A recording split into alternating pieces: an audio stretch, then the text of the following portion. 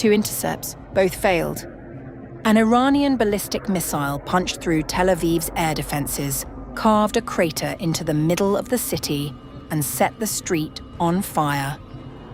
Iron Dome, Arrow, both tried, both missed.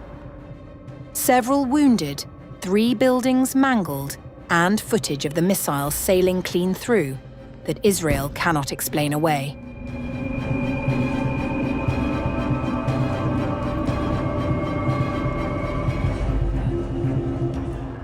An Iranian ballistic missile tore through the heart of Tel Aviv on March 24th, punching a crater into Louis Marshall Street, setting cars ablaze and leaving 3 buildings structurally mangled in what Israeli security officials described as a direct hit.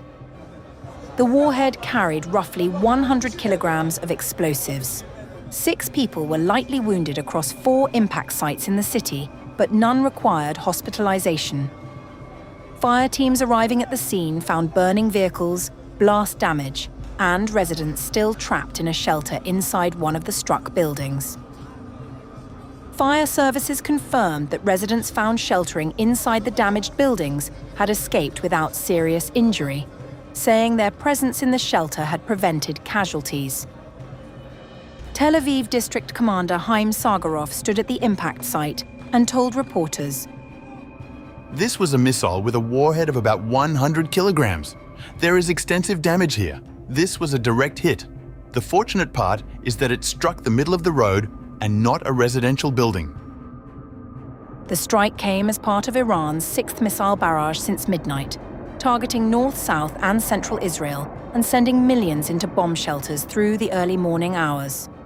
And very big fire, and it was very, we all scared, and we all afraid. An unexploded munition also landed on a main road in Rosh Ha'ayin, east of the city. Separately, damage was reported in the Haifa suburb of Nesha from cluster munition debris. One Tel Aviv resident, Doran, described sheltering in a stairwell as the missile hit.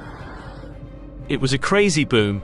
I went to the stairwell with my partner, and suddenly I heard a huge boom. I embraced her, and we were both scared." What has unnerved Israeli officials as much as the damage itself is how the missile got through. Footage circulated on March 24th appeared to show an Iranian ballistic missile passing through 2 separate Israeli intercept attempts before striking its target, raising pointed questions about the resilience of Israel's air defense network, which includes the Iron Dome and Arrow systems. The IDF claims Iran's strikes on Israel have slowed considerably since the war began on February 28th, dropping from roughly 90 missiles on the opening day to around 10 a day in recent weeks.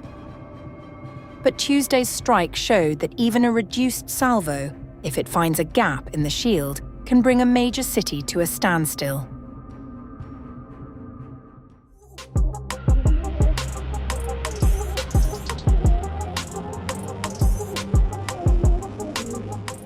Iran is not quieting down. Despite the interceptions, despite the global pressure, despite the calibrated warnings from Washington, Iran's cluster missile campaign is expanding across the Gulf and showing no sign of retreat. The skies above the Persian Gulf have become a proving ground. In a single coordinated night, Tehran struck 3 Gulf states.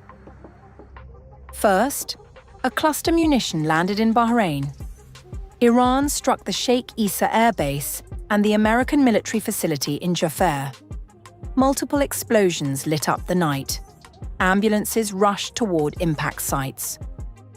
For the first time in this conflict, a weapon designed to scatter smaller bomblets across wide areas had been used against Gulf soil.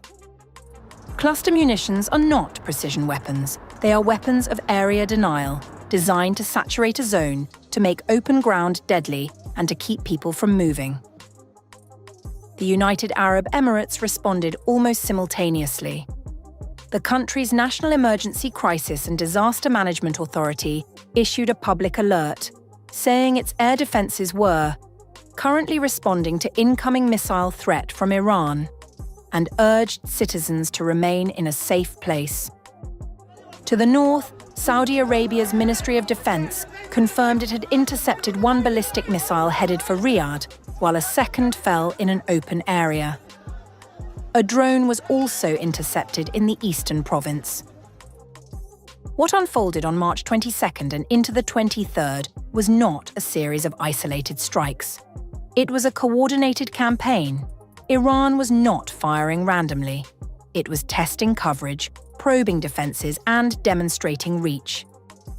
The cluster munition, a weapon banned in over 100 countries, had now become Iran's weapon of choice across the region. Then came Israel. By the time the fourth Iranian ballistic missile of the day arced into Israeli airspace, it was already clear this was unlike previous barrages. This one split open over central Israel, raining cluster submunitions down on Tel Aviv, Bat Yam, and Petah Tikva. 15 people were injured, one of them seriously, a 53-year-old man. 7 were brought to Tel Aviv's Sursky Medical Center, 4 in moderate condition. Bomb blitz struck a residential building in Jaffa, a soccer stadium in Tel Aviv, and a fire broke out in a residential area in Petah Tikva. Footage of the impact spread within minutes. But these strikes were preceded by something worse the night before. On March 21st, 2 Iranian missiles carrying conventional warheads of hundreds of kilograms of explosives struck the southern cities of Dimona and Arad. Air defenses had engaged both projectiles and failed. As of March 22nd, 36 people remained hospitalized, 19 of them children. A 12-year-old boy from Dimona was in serious condition after surgery. 31 people from Arad, including 18 children, were still being treated at Soroka Medical Center in Beersheba. The Israeli military's Home Front Command investigated and found that in both Dimona and Arad, most of those who were injured had not been inside bomb shelters when the missiles struck. Standing at one of the impact sites, Prime Minister Netanyahu addressed the nation directly. If anyone needed an explanation of why Iran is the enemy of civilization and the enemy and the danger to the entire world, you got it in the last 48 hours. In the last 48 hours, they fired a terror weapon on civilians, on children. There's a children's nursery here. There's an old person's home here. Civilians, families, they fire terror weapons on civilians. And often they use cluster bombs, which are forbidden by international law. The second thing that they did is that they fired on Jerusalem right next to the holy places.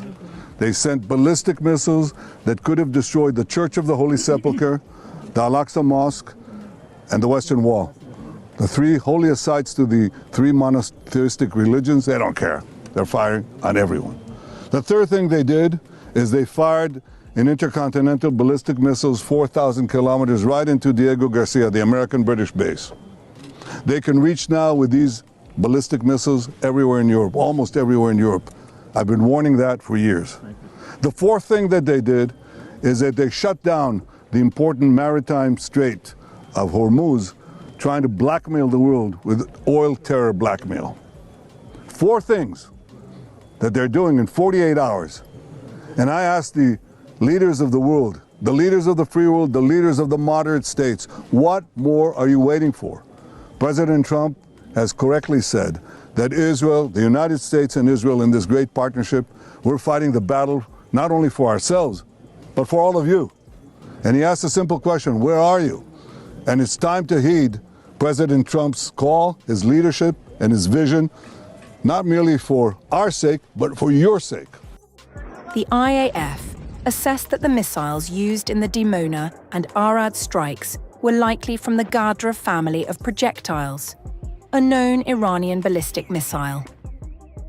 The 2 failed interceptions, it said, were unrelated errors, and the fact that they struck the same region within 2 hours was entirely coincidental. Since the war with Iran began on February 28th, a total of 4,564 people have been taken to hospitals in Israel as a result of the conflict. 15 civilians and foreign nationals have been killed inside Israel by Iranian missile fire. 4 Palestinians in the West Bank have also been killed. Iran, in a single day, struck Bahrain, threatened the UAE, fired at Riyadh, and rained cluster munitions on Tel Aviv.